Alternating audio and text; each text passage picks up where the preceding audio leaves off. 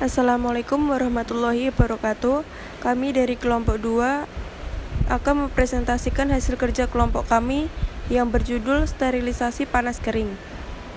Perkenalkan, kami dari kelompok 2 yang beranggotakan Fuad Muzaki dengan NIM 19650247, Alfi Nurfitria dengan NIM 19650254, Fajar C. Putrabora dengan NIM 19650257, Atta Nasyanena dengan NIM 19650258, Adinda Kurnia dengan NIM 19650259, Natasya Inka dengan NIM 19650263, Ike Prihartini dengan NIM 19650264, Siti Rosidatul Ulfiah dengan NIM 19650265, Putri Ayu Laraswati dengan NIM 19650269, Marlinca Saingo dengan NIM 19650273, Rahel de Carvalho dengan NIM 19650276,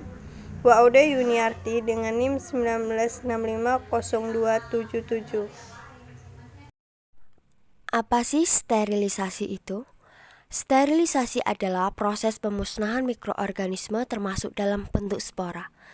Sterilisasi yang dibahas pada materi kali ini yaitu sterilisasi panas kering, yaitu mensterilkan alat atau instrumen menggunakan heater atau oven dengan panas yang tinggi, misalnya alat dari logam yang tajam, alat dari kaca yang tahan terhadap panas. Baik, yang berikut perbedaan sterilisasi panas kering dan sterilisasi panas basah. Yang pertama, sterilisasi panas kering. Di sini dibagi menjadi 3 bagian. Yang pertama, suhu tinggi di bawah udara kering. Yang kedua, menggunakan oven. Yang ketiga, waktu sterilisasi.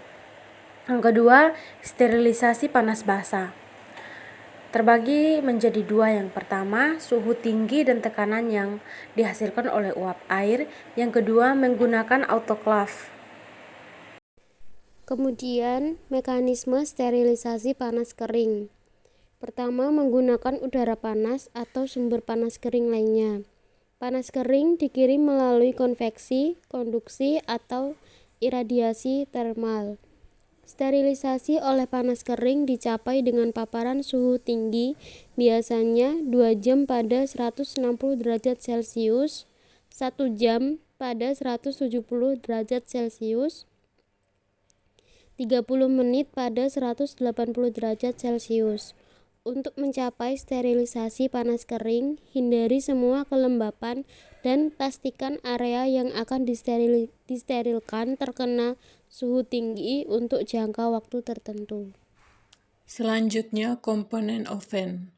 Yang pertama, tombol power adalah tombol yang digunakan untuk menghidupkan ataupun mematikan oven.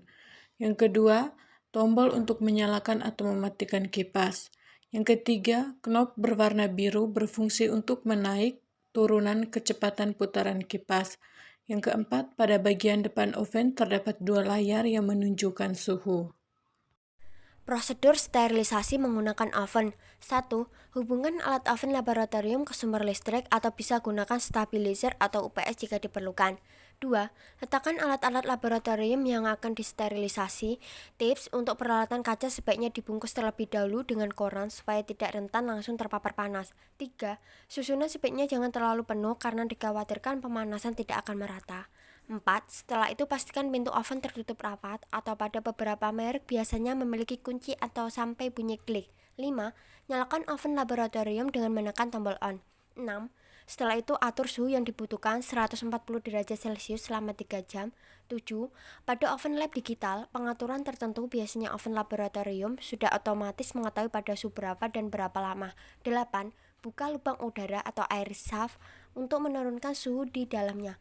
Penting, jangan membuka pintu untuk menurunkan suhu, bisa merusak sensor. 9. Setelah selesai, alat-alat yang ada di dalamnya jangan langsung diambil. Karena masih panas, sebaiknya tunggu dulu sampai suhu turun. 10.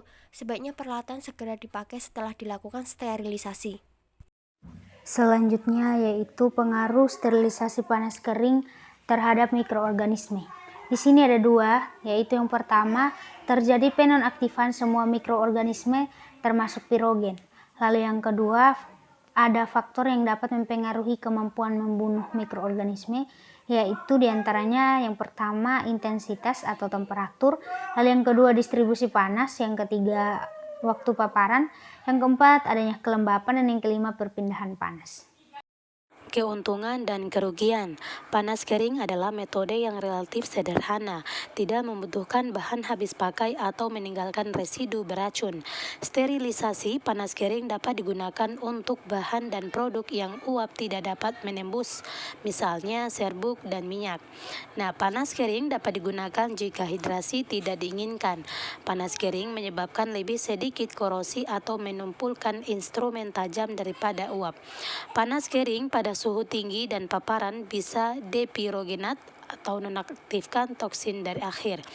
Nah, dapat digunakan untuk mensterilkan beberapa barang elektronik yang tidak aktif oleh uap, kelembapan tinggi, atau formaldehid atau deiradiasi. 1. Sterilisasi panas kering kurang efektif daripada panas uap suhu yang sama. Kedua, waktu pemrosesan yang lama atau waktu pemanasan yang lama, paparan yang lama. Ketiga, suhu tinggi berarti ada lebih sedikit polimer yang dapat disterilkan dengan metode ini karena masalah peleburan, distorsi, dan degradasi.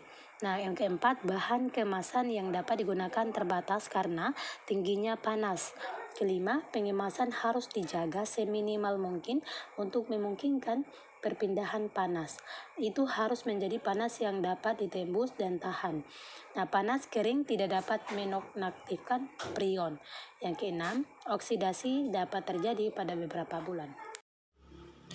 Cukup sekian video presentasi dari kami, kurang lebihnya kami mohon maaf. Wassalamualaikum warahmatullahi wabarakatuh. Terima kasih.